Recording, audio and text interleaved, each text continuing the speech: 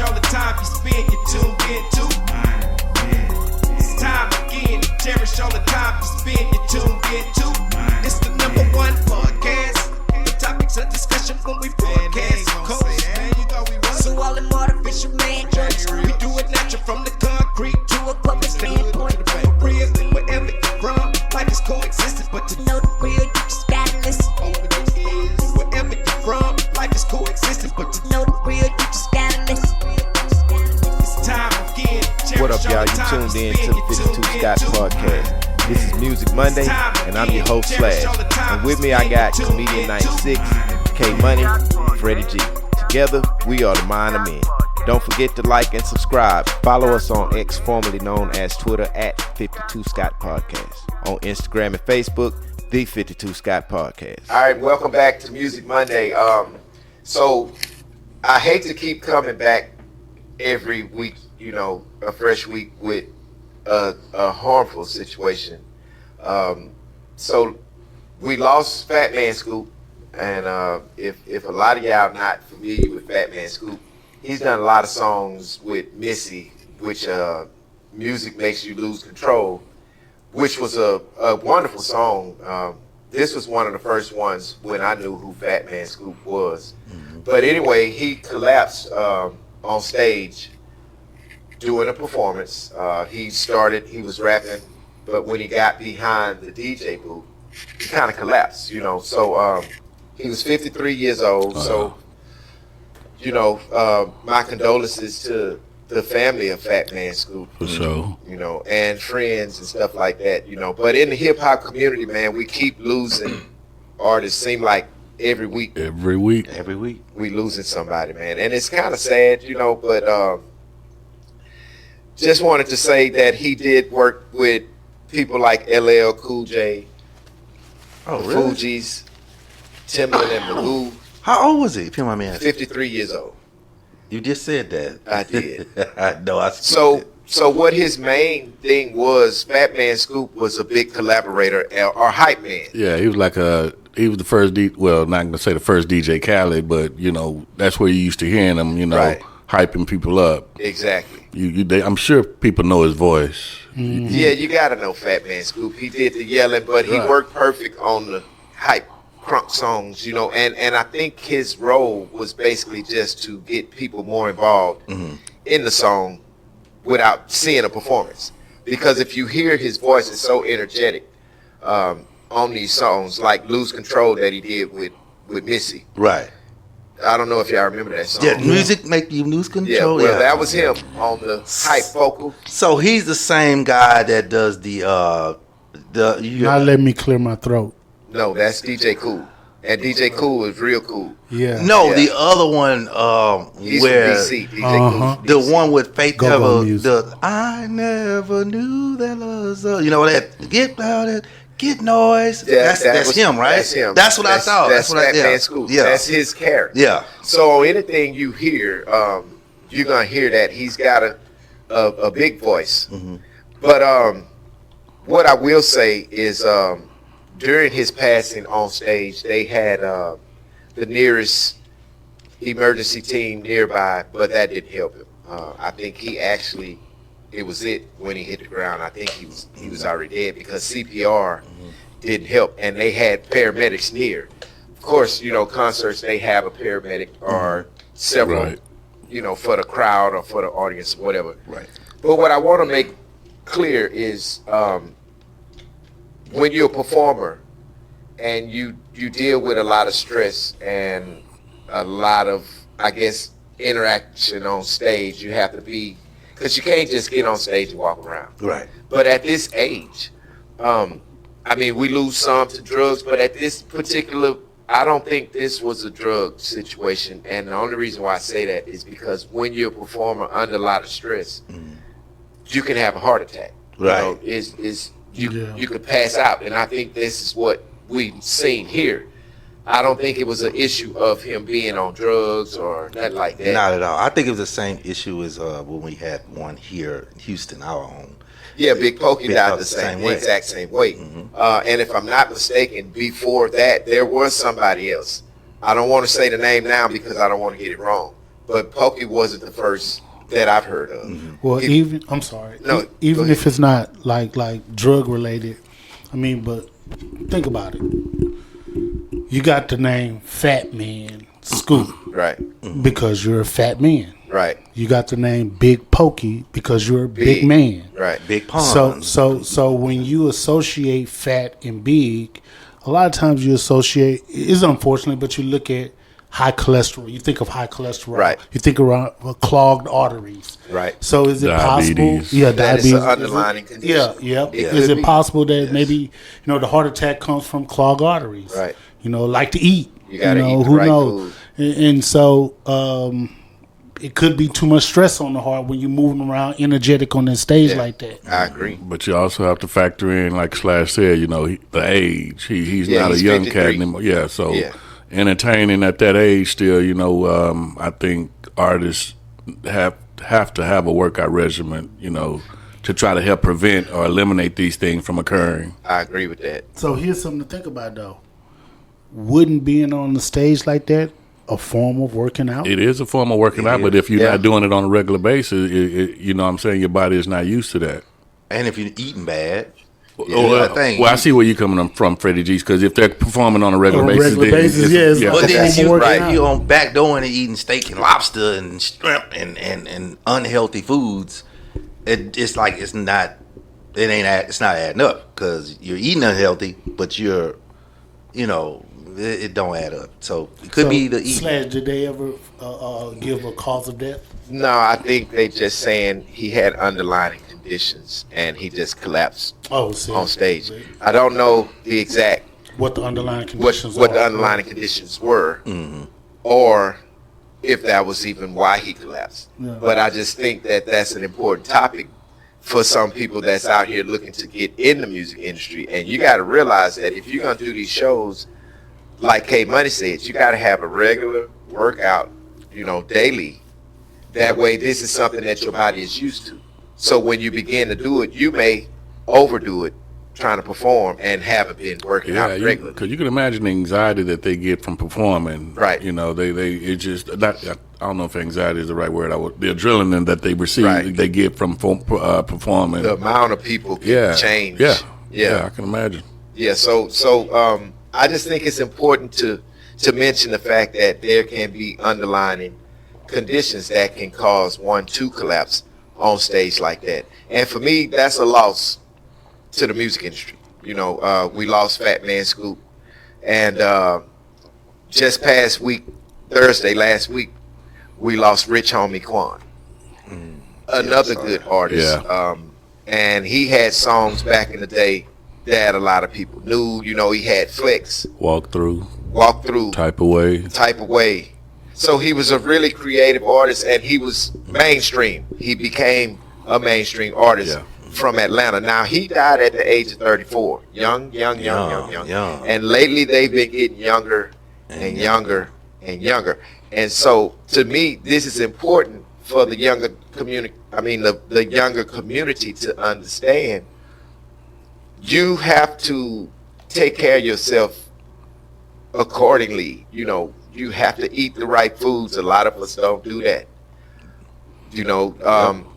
It's okay to drink. It's okay to smoke. Yeah, drink in moderation. But you have to do this stuff in moderation. So, again, when they released information on Rich Homie Quan, there was no reason released on why. But there's been a lot of speculations that a lot of people, common people, of course, are going to speculate.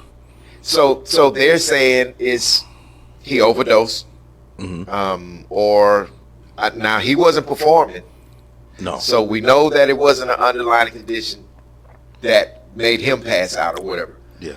But they're saying that I read a couple of reports that said he was foaming at the mouth. Two different reports. So. They had the 911 call going around on social media with his girlfriend, which is the person that actually found him. She was there with him? Yeah, she said, he was asleep. And when she woke up the next morning, he was still asleep. But she did notice, he had been foaming at the mouth. So like you said, speculation. That will cause one to speculate. Right. But he wasn't performing. you think it's drugs, and another reason why this is really important is because we know that there is drugs out here that are taking the lives of a lot of our, younger community. The pills with the fentanyl in it, pill popping, is I mean, you actually got a better chance now at smoking crack. And I don't want to put that on nobody. Bad, yeah. But you see how that sounds, right? Yeah, that's bad. The crackhead's not dying. Yeah, they just being You understand what I'm crackheadish. saying? That's it. They just doing crackhead shit. Mama, I smoked the TV. Yeah. But the people that's popping pills, they're dying. They're just not waking up. Yeah. And they dying They young. literally are rolling the dice. They rolling the dice, So I wouldn't just really play with my life like that, man. And I'm not saying that to say that Rich Homie Quan, took a pill with fentanyl. I'm not saying that. I'm just saying that it's possible. And this is what people are speculating. And I've been hearing people say, oh, he overdosed, so what can you overdose on that you don't have to really overdose? Yeah. It's fentanyl. But in that lifestyle, drugs is the way they come at you, just like it's drugs, right? The women, it's just a certain lifestyle. So you have to have the mentality. You have to have and discipline to, like you say, use it moderately if you plan to use it or choose to use it. Right. Now, another thing that's about this case, his name was just brought up on that trial with Young Thug and what's the other guy that's on trial right now, or he's testifying? Woody, yeah. So now Woody mentioned Rich Homie Quan's name just last week in this trial. In what capacity? Like some kind of way. They were in together. Now, Rich Homie Quan, before his career, he dropped out of college. And, this trial is talking about robberies and killings and stuff like that. Well, before Rich Homie Quan's rap career, he was arrested on robbery charges. So it's starting to sound like he was in with them, and he was robbing with them. And probably, but his name came up. Woody mentions his name. I don't know, what aspect of how much he had to do with that, but his name came up, and unfortunately, he passed. Yeah. But again, that lifestyle, it brings about so much because I don't know if they trying to impress somebody by taking pills, or are you trying to maintain this type of lifestyle? Is this what helped you stay up? Is this what helped you be productive? Creative. Is this what helped you be creative? Yeah. So we never know what a person needs in order to put himself on that level that he needs to be on to be the best at his creativity. It happens all the time. Yeah. Hollywood, the people get caught up in cocaine and all kind of other drugs. So we know with being in the entertainment field, there's a lot going on. So the only thing that we know about him is that he was foaming at the mouth. They don't actually say the cause of death. They never. So we don't know if he was taking drugs. We don't know. We just assume based upon the lifestyle of a rapper, right? And we just assume that he may have been associated with drugs. Okay, right. I just want to say that because we're not saying that he took drugs, right? We're just kind of assuming, speculating because this is what people are talking about. Yeah, this is what you're hearing. You're hearing people say, "Oh, he overdosed," but they never released this. Yeah, the medical examiners never released. Okay. Never released this. Not yet, anyway. But this is what people are saying. Okay. So I just wanted to talk about that because there are inspiring rappers that's listening that needs to understand, if you're not into a drug lifestyle, don't let that be what makes you creative.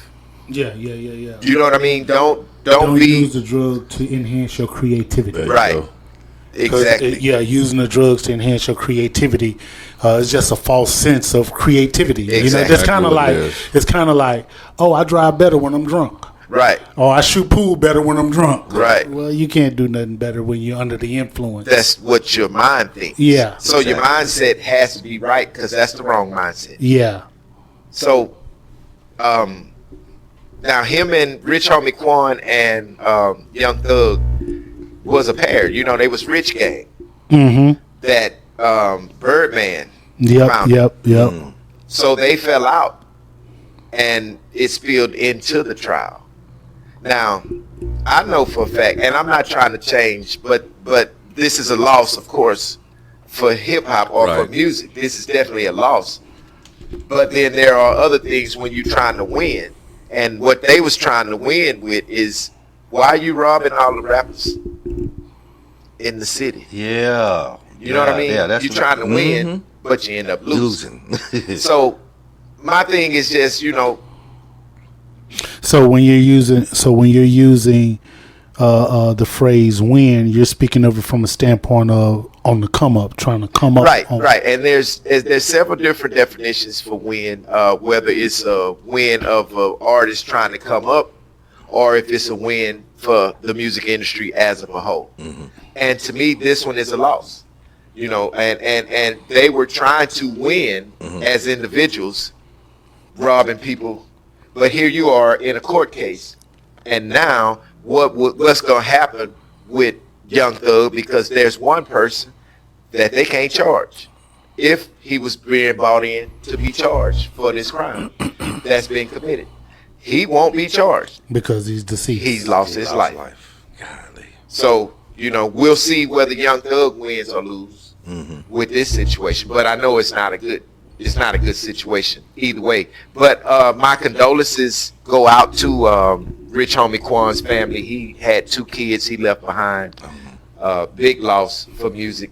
Now, here's a win, and these brothers are out of Atlanta. They've really been friends for a while. They were in the group Migos, and they lost Takeoff. Quavo and Offset. Yeah. Now, here's what I think would be a win for music. Since the death of Rich Homie Quan, which was an affiliate of theirs, they got together and said, hey, man, let's talk about, you know, we used to be loyal, and we mentioned being loyal. Loyalty is forever. Loyalty is not just today and tomorrow. It's a forever thing. So what they're saying is they need to regroup as the Migos of being 2, you know, artists in the group without Takeoff. But Takeoff was the one who exposed the reason why the group fell out anyway. And loyalty was what he hinted on an interview when he sat down, and they was like, well, why did the Migos break up? Well, Takeoff hinted it's about being loyal. You know?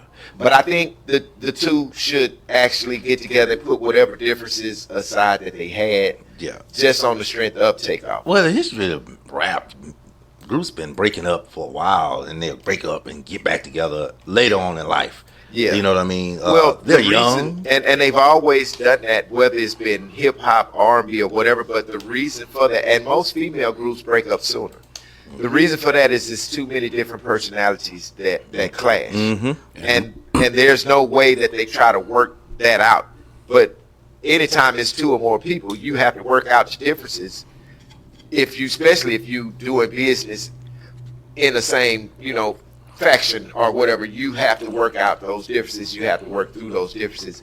And I think this is something that they'll be able to do, put whatever beef aside that they had, because at one point they was beefing about that one girl.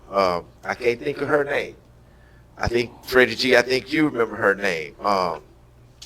They were beefing about this girl. I can't think of her. Not Sweetie, huh? Her. Okay. They had a beef with her. Now, if that shouldn't be enough to hold them apart as a group, you know, don't let the girl be the reason why y'all not a group no more. Don't fall out behind that, because what we do know, and not to call her anything other than what she is, but when you're in the entertainment world, there's a lot of groupies that, you know, are around. And they will come around you, and they're gonna sleep with this one, that one, that one. It's been going on for years. Girls used to sleep with the band members of the rock band. All of them were sleeping with the same person. Now, I know we're not calling her out anything than what she is, right? Right. But I do want to say this: when you think of groupies, and when you think of female groupies, what usually come to mind? Like you look at them as? Do you look at them as being smart?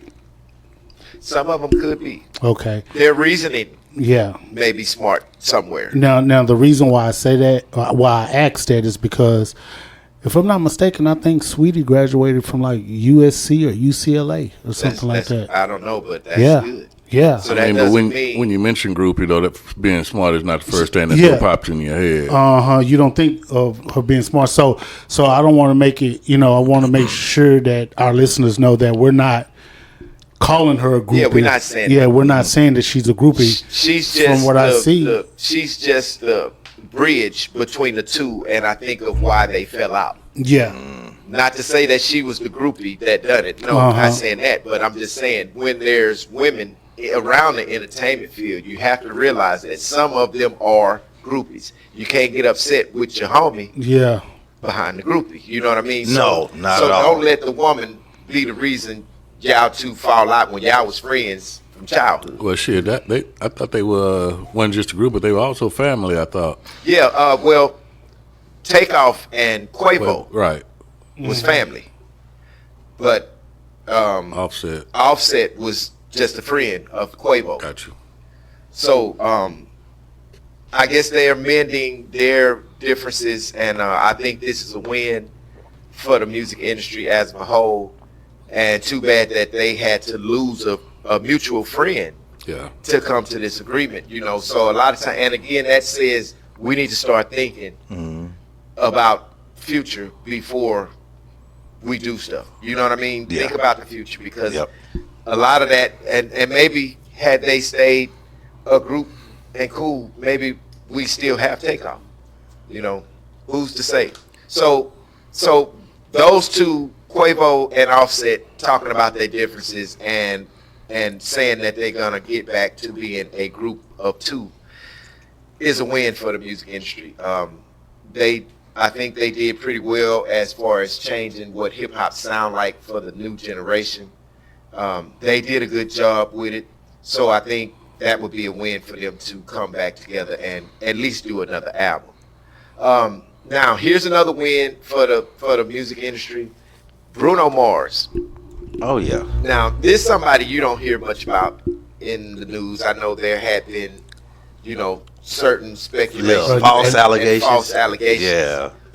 People had been saying that, he has a gambling problem. Yeah. But that has been proved to not be true. It's been debunked. So he has this long-term residency in Las Vegas, and I think he's been doing Las Vegas since 2016. Oh, really? Yeah, but he's been there for a while. And anytime artists have a residency in Las Vegas, that means they're gonna be playing these events every night. Normally it's 1 year though, right? Normally they have a 1 year residency. It just depends on the contract. Okay. And because I think we mentioned on one of the previous shows that we did on a Monday, Janet Jackson was moving. She's taking residency. Usher's spot because Usher was there for a year. Yeah. So now it's usually every year they'll get somebody who's, I think Tony. It started New Tony. Edition. Yeah, New Edition. So they'll do 1 full year. Usher was there longer than a year. Was it? Yeah, he's been there longer than a year. It looked like it was. It sounded like it was. So Bruno Mars, man, he sold out this one show one night where he was performing at the Dolby Live Theater at Park MGM. So he was doing the show, and I saw a piece of footage that was aired on social media. Mm-hmm. He was doing his show, and he was in between songs at the time, and audience member needed 911, I think, and it was a guy that I saw passed out. Video. I saw that. Yeah.